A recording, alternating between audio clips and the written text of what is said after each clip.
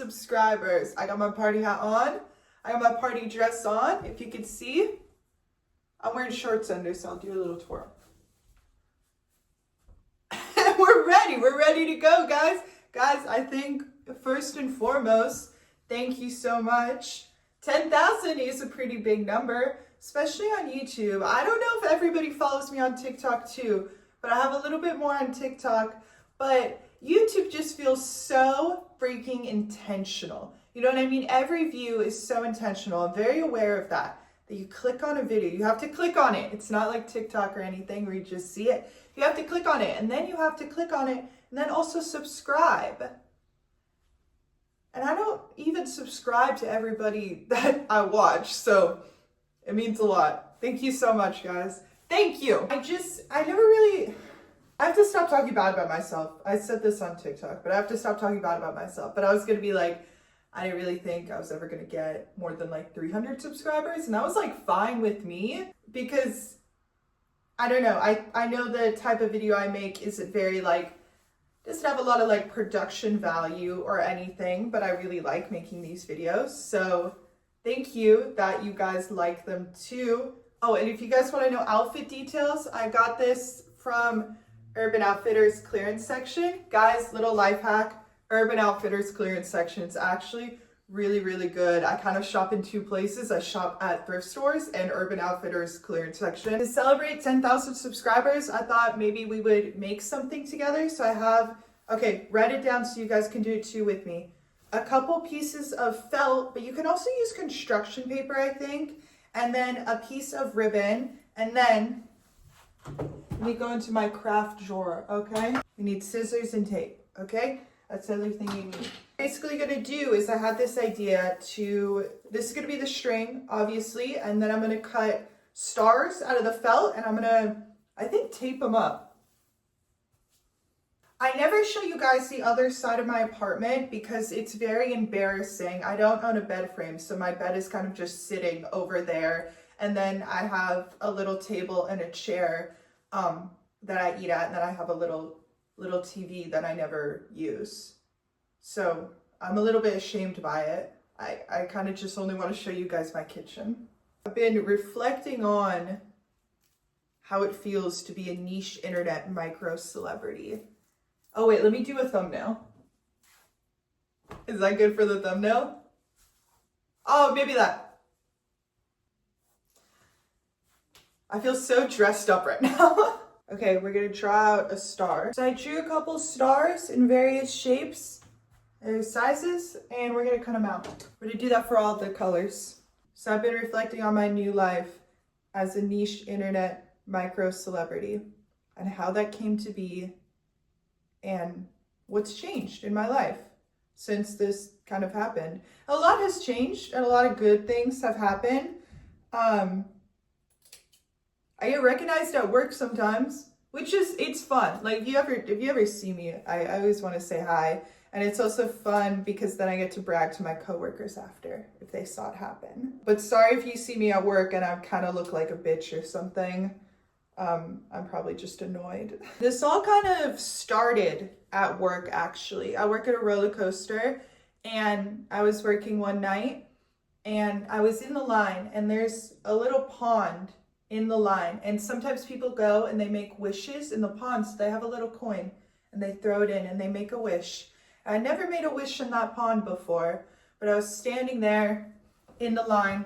It was late. I was like this, and I was really sad that day. I felt like a lot of stuff in my life wasn't working out, and I felt like I felt like I really wanted to make art again in a way that was meaningful to me. I kind of had like lost my way of making art that was meaningful or making art for myself. And so I was standing there and a guest came up and she put 3 quarters on the rock by the pond and then she left. And I was like, whoa, one of those is for me. I decided one of those is for me. So I went up and I grabbed one of the coins and I made a wish and I threw it in the pond. And the wish The wish was to make art for an audience. That's what I wanted. I always wanted that. It's kind of embarrassing to admit you've always wanted an audience, but I really, really have always enjoyed performing. So I made a wish to perform in front of an audience. And then 1 week later, I posted my first pretend DJ video to TikTok and it blew up. And that is how I became a niche internet micro celebrity. It's because I made a wish. And I make wishes all the time. There's always an opportunity to make a wish. And I think it's a good thing to make a wish. I see shooting stars a lot. I always make a wish on that. There's this one star in the sky. It's called Sirius. It's also called the rainbow star. If you ever see a star flashing different colors, that's Sirius. You can see it better when it's kind of lower in the sky. It has to do with like the light reflection off the atmosphere. It's something I don't understand, but it's magic to me. So whenever I see it, I want to make a wish on it. And I think I'm pretty good at making wishes too, not to brag, but they tend to come true, so I have to be careful.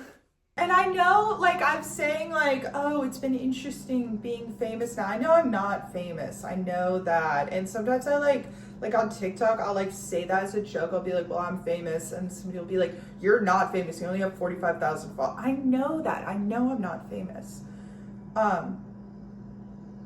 But I still do exist online. And I still do have some level of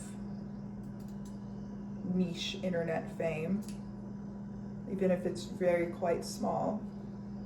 And it's new. I didn't have that. Now I have that.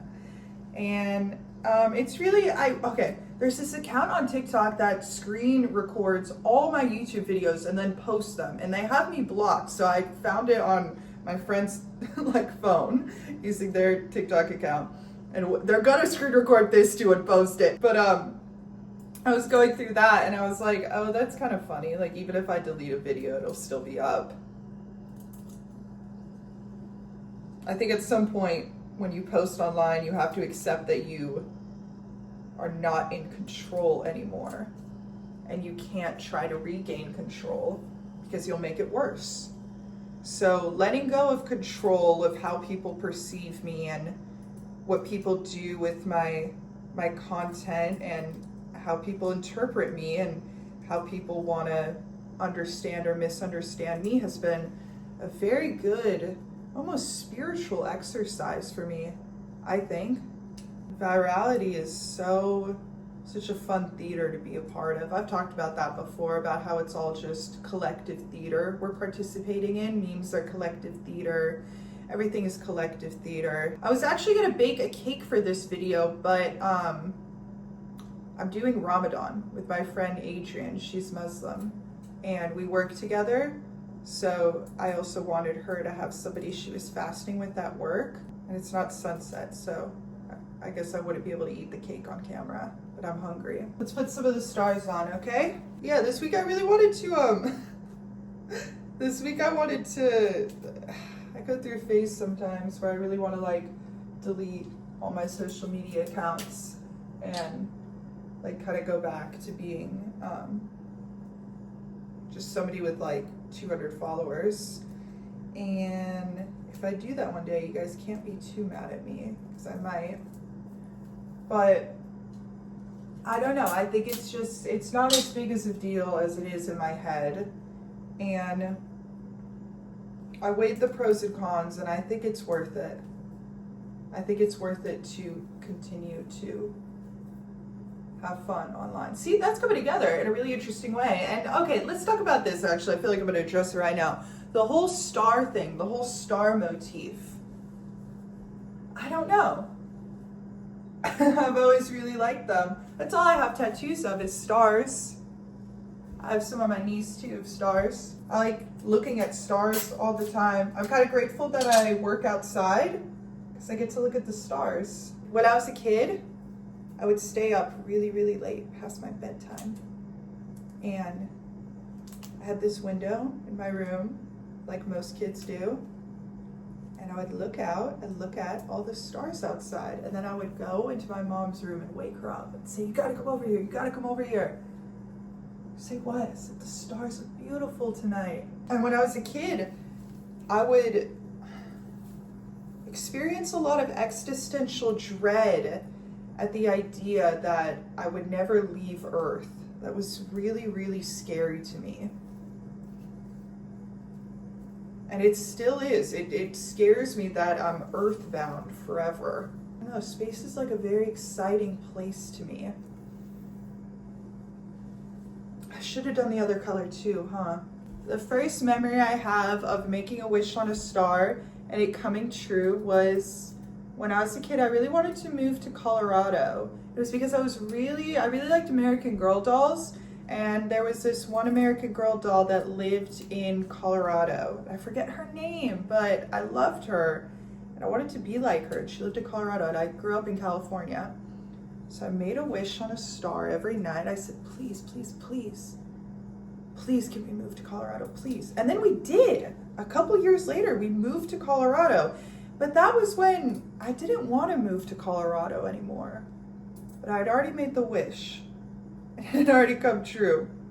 I don't know, I just think we're so lucky that like it's so lucky that we can like see the stars. Like that's just like a really cool thing about life is like those are just there every single night. Even if it's cloudy, like they are still there, and it's cloudy, they'll be visible the next night, and it's just really awesome. I really want to see the northern lights. I think that would be very beautiful. I missed them last year when they were around. My little brother Greg knows a lot about space, like so much, and he's a lot smarter than I am in a lot of ways. And he always tells me about like astrophysics and stuff. It's so cool how he can understand that, and I really try to understand that. I try to pay very close attention when he's telling me about that stuff because it's so beautiful. It's that Carl Sagan quote. Somewhere, something incredible is waiting to be known. It's an awesome quote. The next video I'm making after this one is a big video. Not a big video, but it's a video I've been working on and thinking about for years, really. But for a couple months, and I'm very, very excited about it. So it might be a second. This looks awesome. Where should I put this? Oh, you know what? Let's put this in the bathroom. I'm in my bathroom now. This is my closet. You want to take a look? Oh, it's like secrets in there. I'm gonna put maybe I'll put it on here. You're wondering why is the closet in the bathroom? It's not. The bathroom's over here. This is a door right. I'll just show you. The bathroom is through this door, and this is the closet. You know, again, I live in a studio, so everything's a little bit on top of itself. Whole apartment is the bedroom, basically. Freaky apartment. Thank you again, guys. Thank you again. I really do appreciate it. Just want to say that. I like talking to you guys. I'm glad you guys like talking to me in a way. Let's put this up.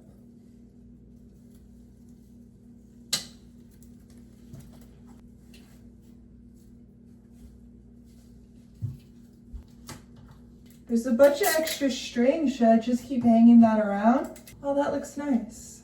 Put this right over here. Okay, guys. Everything's all done. Thank you guys again. Oh my gosh, you know what we should do? Let's make a wish. It's a star. This one, right? Yeah. Okay, we're gonna make a wish together. It's gonna count if you do it too, so just do it too, okay? Ready? And you can't tell me what your wish is, and I won't tell you either. It's gonna be a little secret, okay? You can say it out loud though if you want. I won't be able to hear you.